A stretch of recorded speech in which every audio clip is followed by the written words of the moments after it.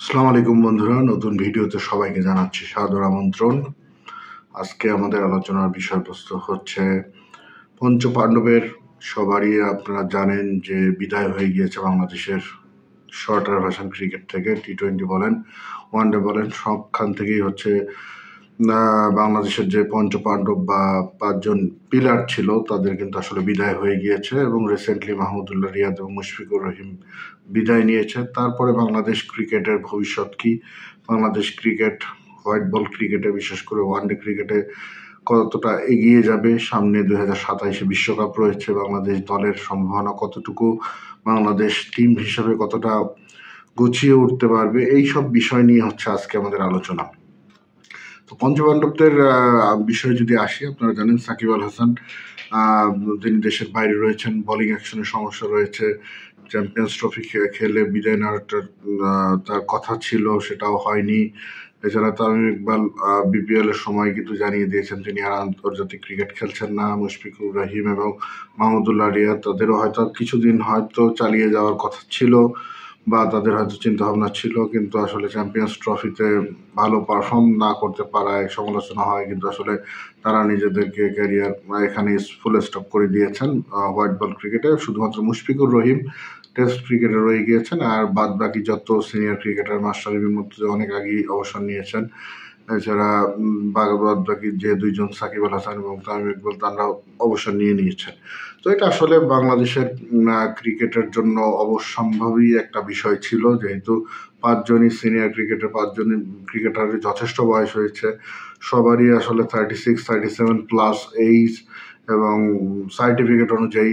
তো এই যে আসলে বাংলাদেশের ক্রিকেটাররা খুব বেশি সাস্টেন করতে পারে না, এবং সেই অনুযায়ী এখন সমস্যাটা যেটা হয়ে গেছে, বাংলাদেশ এদেরকে হারিয়ে আসলে সিনিয়র ক্রিকেটারদের কিছুটা ঘাটতি উপলব্ধি করছে, সিনিয়র ক্রিকেটারদের অভাব অনুভব করছে। যেটা আসলে এর আগের যে সিলেক্টররা ছিলেন, মিনহাজুল আবেদিন নান্নু, হাবিবুল বাশারের নেতৃত্বে যে সিলেক্টর কমিটি ছিলেন, তাদের আসলে আমি বলবো যে আসলে তাদের সিলেকশন প্রসেসের যে সমস্যা ছিল, এবং এর আগেও যারা সিলেক্টর ছিলেন তারা আসলে, এবং বিদেশি কোচ যারা ছিলেন তারা কিন্তু আসলে তরুণ বাংলাদেশ দলই সবসময় চেয়েছেন। সিনিয়র ক্রিকেটারদের কিভাবে ছেড়ে ফেলা যায়, এবং এই 5জন কি শুধুমাত্র বাংলাদেশ, এবং এই 5জনকে যে আমি বলবো যে হাইলাইট করা হয়েছে, তাদের অবশ্যই অনেক কন্ট্রিবিউশন রয়েছে দেশের ক্রিকেটের জন্য, কিন্তু তাদের কন্ট্রিবিউশনকে স্মরণ করতে গিয়ে বা তাদেরকে মূল্যায়ন করতে গিয়ে আসলে অনেক ক্রিকেটারকে বাংলাদেশ ক্রিকেট, বিশেষ করে নির্বাচকরা আসলে অবমূল্যায়ন করেছে, এবং বিদেশি কোচরাও তাদেরকে ছেড়ে ফেলেছে। যে যে অবহেলার কারণে হচ্ছে বাংলাদেশ এখন সিনিয়র ক্রিকেটার শূন্য হয়ে গিয়েছে।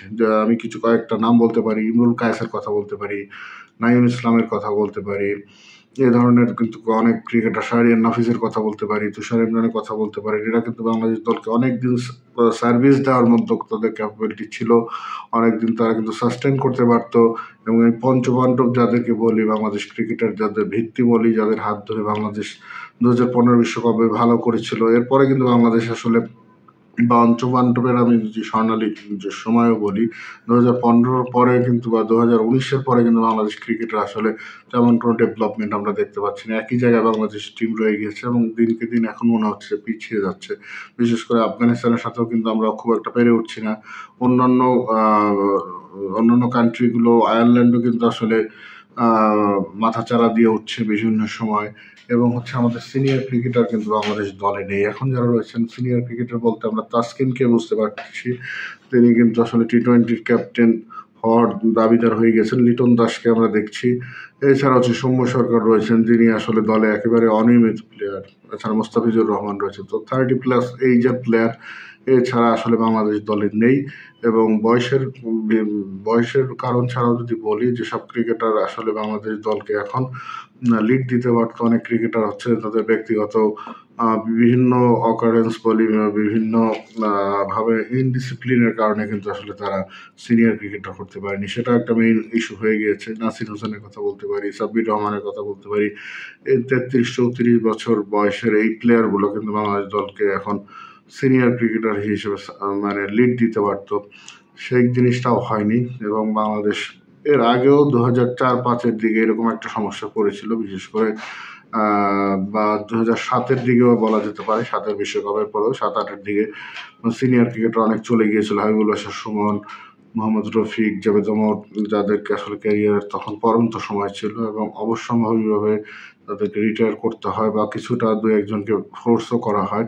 তো এই কারণে হচ্ছে বাংলাদেশ দলে আসলে সিনিয়র ক্রিকেটারদের একটা ঘাটতি হয়েছে। তবে এই ঘাটতিটা আসলে এখনো পূরণ করা সম্ভব নির্বাচক যারা রয়েছেন এবং ডোমেস্টিক ক্রিকেটের যদি স্ট্রাকচারটা একটু চেঞ্জ করা যায় এবং ডোমেস্টিক ক্রিকেটে যারা পারফর্ম করছে তাদেরকে যদি প্রপার সুযোগ দেওয়া যায়, তাদের যদি প্রপার ট্রেন আপ করা যায় এবং হচ্ছে এই দলের ট্যুরগুলো যদি বেশি বেশি করা যায় এবং হচ্ছে নিজেদের মধ্যে ইন্টারনাল 3-4টা টিম করে যদি আসলে রেগুলার বেসিস খেলা দেওয়া যায়, বাংলাদেশে এখনো প্রচুর ভালো ক্রিকেটার রয়েছে, প্রচুর সম্ভাবনার ক্রিকেটার রয়েছে এবং অনেকে দল থেকে বাদ পড়ে গেছেন। এরকম কিছু ভালো ক্রিকেটার রয়েছে, মোসাদ্দেক হোসেন সৈকতের কথা বলতে পারি, ইবাদত বাদ পড়েছেন, তিনি কিন্তু কামব্যাক করার জন্য যথেষ্ট চেষ্টা করছেন। খালেদ আহমেদের কথা বলতে পারি। তো এই ধরনের ক্রিকেটার, আফিফ যদিও অতটা বয়স হয়নি, তো এই ধরনের ক্রিকেটাররা যদি আসলে বাংলাদেশ দলকে ফিরে আসে এবং দলে যারা রয়েছেন লিটন দাস, সৌম্য, তাসকিন, মোস্তাফিজ, এরা যদি আসলে দলের এই কিছু অভিভাবক শূন্য একটা সিচুয়েশন বাংলাদেশ এই পর্যায়ে যদি তারা নিজেদের কাঁধে দায়িত্ব তুলে নিয়ে বাংলাদেশ দলকে এগিয়ে নিয়ে যেতে পারে, বাংলাদেশ দলে এখন আসলে যথেষ্ট ট্যালেন্ট রয়েছে। আসলে পঞ্চপাণ্ডবের জন্য বাংলাদেশ দলের সম্ভাবনা শেষ হয়ে যাবে সেটা মনে করার কোনো কারণ নেই। নিজেরা নিজেদের দক্ষতা এবং স্কিলের যদি উপর ভিত্তি করে বাংলাদেশ এগিয়ে যেতে পারে এবং যারা অনেকে বাদ পড়ে গেছে তাদের মধ্যে থেকেও যদি স্ক্রিনিং করে কিছু প্লেয়ার যদি আমরা আবারও মূল ট্র্যাকে ফিরিয়ে নিয়ে আসতে পারি, বাংলাদেশ দলের আসলে 1 বছরের মধ্যে শ্রীলঙ্কার মতোই আসলে, যদিও কিছুটা আমরা দেখছি যে আসলে সিনিয়র ক্রিকেটার সংকট হচ্ছে, কিন্তু সেটা আসলে 2-1 বছরের মধ্যেই মেক আপ করে বাংলাদেশ আবারও আগের থেকে ভালো জায়গায় যাওয়ার মতো সম্ভাবনা রয়েছে বলে আমি মনে করছি। তো ধন্যবাদ বন্ধুরা আজকের ভিডিওটি দেখার জন্য।